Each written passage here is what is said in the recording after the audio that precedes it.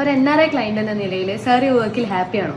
ഞാനൊരു ഗൾഫുകാരൻ എന്നുള്ള നിലയിൽ ഞാൻ ഈ വർക്കിൽ ഭയങ്കര സംതൃപ്തിയാണ്. എന്ന് വെച്ച് കഴിഞ്ഞാല് ഇത് നമ്മൾ ഫസ്റ്റ് കൊടുത്ത ടീമിന്റെ അടുക്കുന്ന എല്ലാം കിട്ടിയ നെഗറ്റീവാണ്.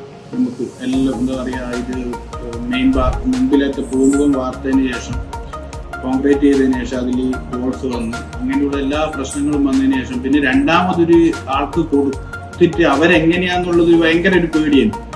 പിന്നെ ഞാൻ കുറെ അന്വേഷിച്ചു ഈ ഡിസൈനിങ്ങിന്റെ ടീമിന്റെ എല്ലാ വർക്കെല്ലാം നല്ലതാന്നല്ല മനസ്സിലായി. പക്ഷെ എങ്ങനെയാ നമുക്കിത് ഒരാൾക്ക് കൊടുത്തിട്ട് ഇത് എങ്ങനെയാ ഇവര് മുന്നോട്ട് കൃത്യമായിട്ട് കൊണ്ടുപോകുമോ എന്തെന്നുള്ള ഒരു ഇതുമില്ല. പക്ഷെ ഇവള് പിന്നെ നിങ്ങളെ കോണ്ടാക്ട് ചെയ്ത് തരാം എന്ന് വെച്ചാൽ ഈ ഡിസൈനെ കോണ്ടാക്ട് ചെയ്ത് തരാം.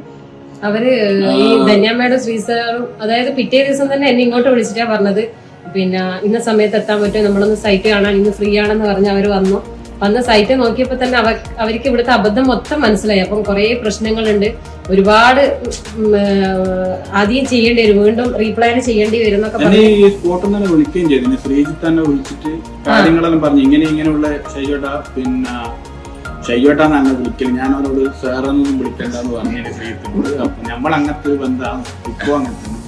അപ്പോ പിന്നെ ശ്രീജിത്ത് പറഞ്ഞ് ശൈവട്ട് ഇങ്ങനെയല്ല ഉള്ളേ, നമുക്ക് നോക്കിയിട്ട് ചെയ്യാം. അതേപോലെ തന്നെ എന്നോട് പറഞ്ഞ് നമുക്ക് എന്താന്ന് വെച്ചാൽ ചെയ്യാം, ആദ്യം ഒരു പ്ലാനെല്ലാം വരച്ചിട്ട് കൈയ്യട്ടെന്നെല്ലാം പറഞ്ഞു. അതിനുശേഷം ഇവര് പക്ഷേ അപ്പൊ തന്നെ ശ്രീ സാർ ഭയങ്കര കോൺഫിഡന്റ് ആണ്, ഇത് ടെൻഷൻ ആവുകയോ വേണ്ട, ഇത് നമ്മള് ഭംഗിയാക്കി തരും എന്ന് പറഞ്ഞു.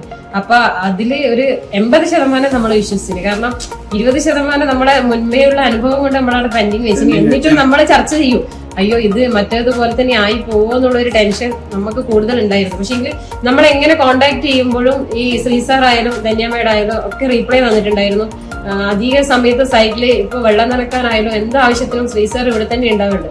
വാട്സാപ്പിൽ എങ്ങനെ മെസ്സേജ് അയച്ചു കഴിഞ്ഞാലും എല്ലാ കാര്യങ്ങളും നമ്മളൊരു ഗ്രൂപ്പ് തുടങ്ങിയിട്ട് ആ ഗ്രൂപ്പിൽ എന്തായാലും ഇട്ടുതരും. എന്തുകൊണ്ട് നോക്കിക്കഴിഞ്ഞാല് ഞാൻ എന്തായാലും ഞാൻ നല്ല സംതൃപ്തിയോടെ എനിക്ക് ആടി ഇരിക്കുമ്പോ കുറച്ച് കഴിഞ്ഞാലും പണീന്റെ ഏകദേശം കഴിഞ്ഞാലും പിന്നെ എനിക്ക് 100% ടെൻഷൻ ഉള്ളത് 85% കഴിഞ്ഞു. പിന്നെ 15% നമുക്ക് എന്താ പറയാ പൈസ കാര്യങ്ങളുള്ള കാര്യം. പക്ഷെ അതും എടുത്തിട്ട് പറയണം, ഇവര് വർക്ക് ചെയ്തിട്ട് ഒരാഴ്ചയെല്ലാം കഴിഞ്ഞ് കഴിഞ്ഞാൽ മാത്രമേ പേയ്മെന്റിന് ചോദിക്കുള്ളൂ.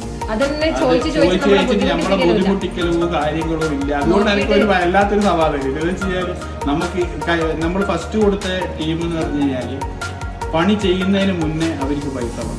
എന്ന് വെച്ച് കഴിഞ്ഞാൽ എൻ്റെ അടുക്കുന്ന 11 ലക്ഷം ഉറുപ്പ്യ അവര് മേടിച്ചതിന് ശേഷമാണ് ഈ പരിപാടി മൊത്തം ഇവരുടെ ചെയ്തു വെച്ചത്. പിന്നെ എന്നിട്ട് ലാസ്റ്റ് ബാക്കി ബാലൻസ് എനിക്ക് ഇങ്ങോട്ട് തരാനുണ്ടായിട്ടാണ് പിന്നെ പോലീസ് കേസും കാര്യങ്ങളും ഒക്കെ എല്ലാം എനിക്ക് പോയത്.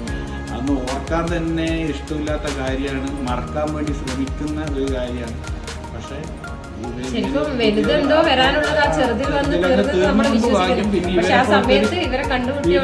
പോലത്തെ ടീമിനെ കണ്ട് മുട്ടിയ തന്നെ വലിയ ഭാഗ്യം കരുതുന്നതാണ്. പക്ഷേ ആദ്യമേ നമ്മള് വി ഡിസൈനെ കൊടുത്തിട്ടുണ്ടെങ്കിൽ നമ്മളൊരു 2 വർഷം മുന്നേ അതൊരു സത്യമായ നഗ്നമായ സത്യമാണ്. മറ്റൊരു പടിയെടുത്തിട്ട് കൊളാക്കി വെച്ച് നമ്മള് കുറെ സാമ്പത്തിക പ്രതിസന്ധിയിലായി പോവുകയും ചെയ്തു. അതിന് മുന്നേ ഇവർക്ക് ഫസ്റ്റേ ഇവർക്ക് കൊടുത്തിട്ടുണ്ടെങ്കിൽ നമ്മളിപ്പോ ഒരു 2023 ലാസ്റ്റ് ആകുമ്പോഴത്തേക്കാണ് നമ്മള് വീട്ടില് കൂടിയിട്ടുണ്ടാവും.